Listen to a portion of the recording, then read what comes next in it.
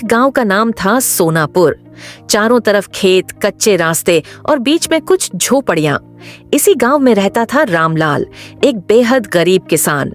उसके पास कुल मिलाकर 2.5 बीघा जमीन थी, जो उसके पिता ने मेहनत से जोड़ी थी। वही जमीन रामलाल की जिंदगी थी, उसका सपना थी और उसकी मजबूरी भी।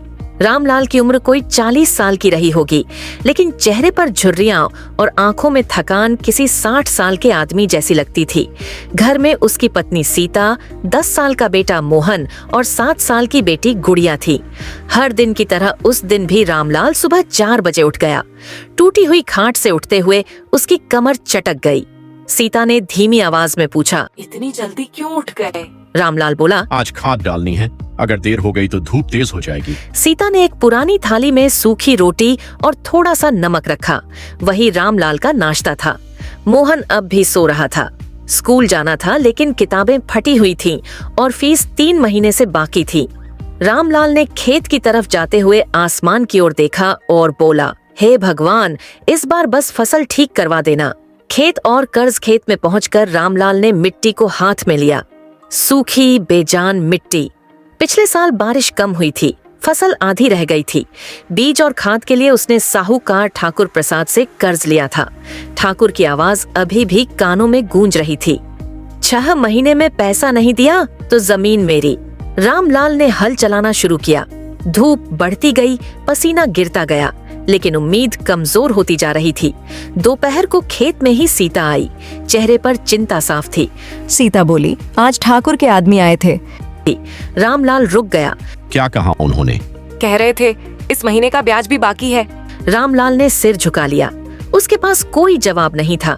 शाम को घर लौटते वक्त गुड़िया दौड़ कर आई और बोली, बाबा, कल स्कूल में नाटक है, सबके कपड़े नए हैं। रामलाल ने उसे गोद में उठा लिया। बिटिया, बाबा कोशिश करेगा। लेकिन अंदर ही अंदर उसका दिल टूट रहा था। मोहन ने चुपचाप कहा, बाबा, अगर पैसे नहीं हैं तो मैं स्कूल छोड़ दूं। नहीं बेटा, तू पढ़ेगा, किसान का बेटा भी अफसर बन सकता है। कुछ दिन बाद अचानक तेज बारिश आ गई। जो फसल थोड़ी बहुत बची थी वो भी बह गई। रामलाल खेत में घुटनों के बल बैठ गया। मिट्टी में हाथ मारकर रोने लगा। हे भगवान, अब मैं क्या करूं? गांव के कुछ किसान शहर मजदूरी करने चले गए थे। रामलाल ने भी फैसला किया।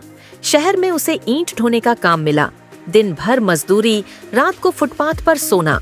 हाथ छिल गए, शरीर टूट गया, लेकिन वह पैसा बचाता रहा। 6 महीने बाद वह गांव लौटा। कम पैसे थे पर हिम्मत थी। उसने सरकार की किसान सहायता योजना के बारे में सुना। गांव के मास्टर जी ने मदद की। बीज मिले, खाद मिली और इस बार उसने सब्जी की खेती शुरू की। थोड़े समय में फसल तैयार हुई। मंडी में पहली बार रामलाल को उसकी मेहनत का सही दाम मिला। ठाकुर प्रसाद खुद उसके घर आया। रामलाल, कर्ज चुकाते जमीन दे रही है। रामलाल ने पैसे रखे और बोला, जमीन सिर्फ कागज नहीं, ये किसान की जान होती है। सीता की आंखों में खुशी के आंसू थे। बच्चे स्कूल जाने लगे। आज भी रामलाल किसान है, गरीब है, लेकिन मजबूर नहीं।